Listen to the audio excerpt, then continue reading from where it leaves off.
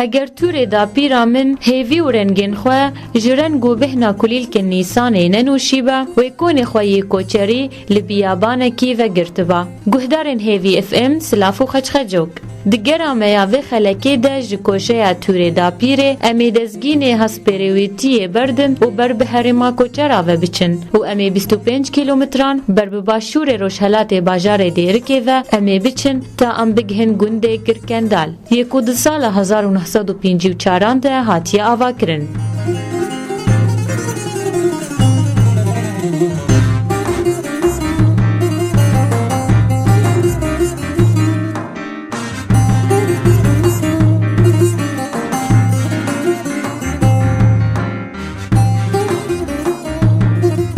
گهدارن مین هیجا گرکندال گلک چیروکن خمگین دبن باسکی خوده کدی دکه لی امید دکوشه خوده هول بدن کو بشکورینکی لسر لیون زاروکن گرکندال بچینن.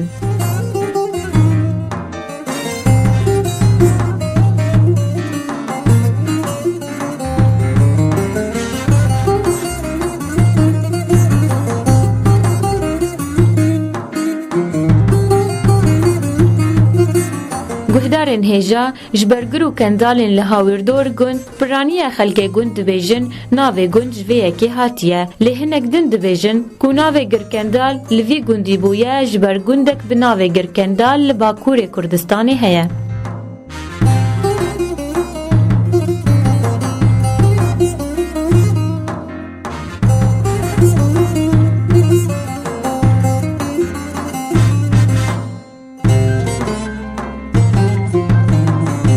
سینور گند جالیه باکور و تقل بقله و جالیه باشور و تلخنزیره هر وستا جالیه روش هلات و شرکه و جالیه روش آوا و بروجه. روبر آوا کری لگند 1000 متر چارکوشه و روبر چاندنیه دورا 1000 هکتاره و پرانیه چاندنیه لگند چاندنیه جه گنم بیقیه و کزبرایه و بیاره والجی لگند تنی او گرو کندالین لحاوردورا گندن و هجمار آواهین گند هشتی آواینه و دورا 200 مالباتان تیده دجی جبلی 5 مالباتن کو پنابری هرما کردستان بونه و نیزی کی 25 جوانین گند بربو اروپا وچونه.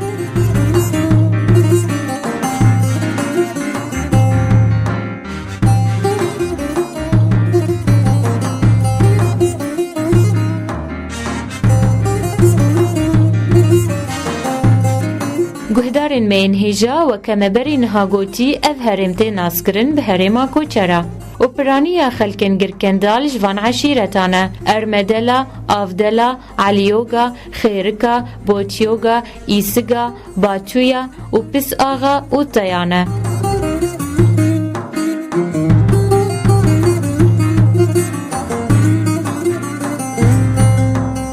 لسر آسته خوندنه لگند دبستانک سرطایی هیا و دوراسات خوندوانان تیده فیری خوندنه دبن و ده همان مجاره ده و لسر آسته خوندنا بلند نزیکی 15 خوندوان انزان کویان هنه و دورا 25 باورنامه انزان کویان بجداهی آبشی خواه و پیدا دبن.